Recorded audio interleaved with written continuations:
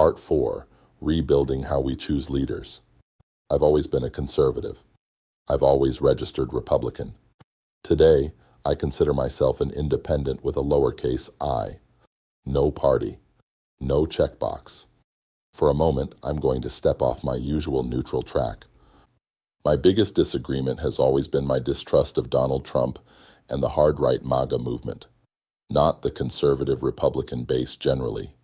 It seems to me that the political pendulum is going to swing left. I just don't want it to swing wildly left. I distrust the hard left as much as I distrust the hard right. Moderate. Remember. So, looking toward 2028, the question becomes, who makes sense? Who can represent a country that is not neatly divided into two simple groups? Who can represent both the liberal and conservative values that exist across America? The answer I keep coming back to is simple. I like a team. I think putting a team together on day one is the smart move. Not just a presidential candidate, but a governing team. Two people who complement each other, who genuinely work together, and either of whom could step into the presidency if necessary, without the American people feeling anxious or uncertain about the future.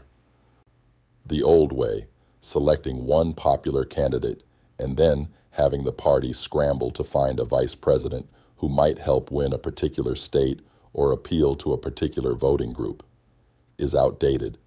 It does a disservice to the office and to the voters. Why not build the team first? Presidential candidates have one of the hardest jobs in America. They have to travel across a country where people have completely different needs, different economies, and different histories. What matters to a farmer in rural America may be very different from what matters to someone working in a technology center or a manufacturing community. The president cannot personally solve every problem, nor should they. What I want to hear from a candidate is something like this. I am here to help you solve your own problems. When you need help, the federal government will be there. But government should support people, not replace them. That does not mean everything belongs at the local level. Some things belong to all Americans equally. Basic education standards, protection of constitutional rights, healthcare standards, and guarantees of religious freedom are examples of responsibilities that require a national commitment. The challenge is finding the proper balance.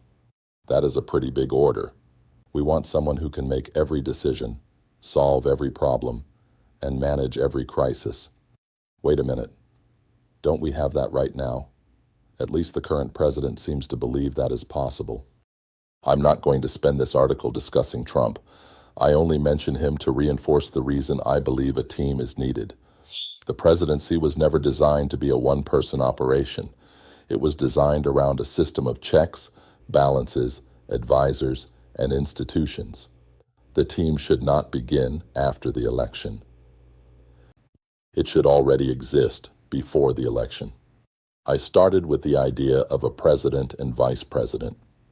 Yes, a president and vice president, but a vice president that the American people would genuinely trust if they had to step into those much larger shoes. If that happened, the country should know that the same governing philosophy and agenda would continue. We are entering an era of artificial intelligence, robotics, space exploration, and challenges that previous generations could not have imagined. Why are we still choosing executive leadership the same way we did generations ago? Why not modernize how America chooses its executive branch? Imagine a system where the presidential team is not simply a candidate and a running mate, but the beginning of a governing organization. After the primaries, there is still time before the general election to assemble a proposed administration. The voters would know what they were actually voting for. The country would not lose months after an election while Congress debates and fights over cabinet selections. The vetting process would already have been underway. The American people would have a clearer understanding of who would actually be responsible for running the government. And here is another benefit. Yes, today we are stuck with a two-party system. Hopefully, someday that changes.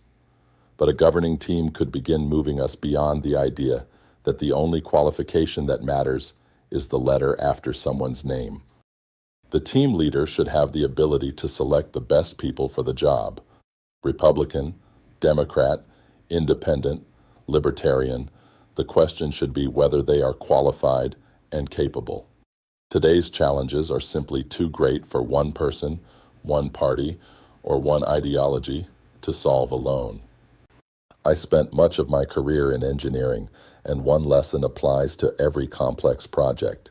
You do not hire one person and tell them, make it work. You assemble a team. You identify the lead programmer, the project manager, and the people who can work together to accomplish the goal. You define the scope, the expected results, and the responsibilities before anyone starts writing code.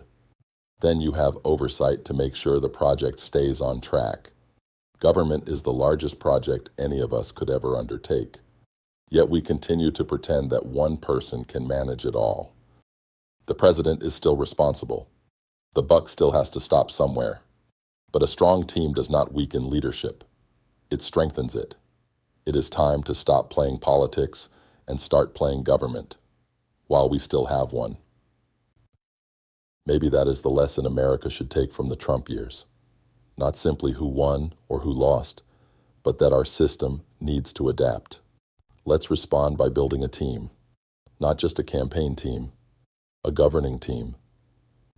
A team with a realistic agenda that can actually be accomplished, not campaign promises made from a stage 2 weeks before Election Day. A team ready to govern on day one.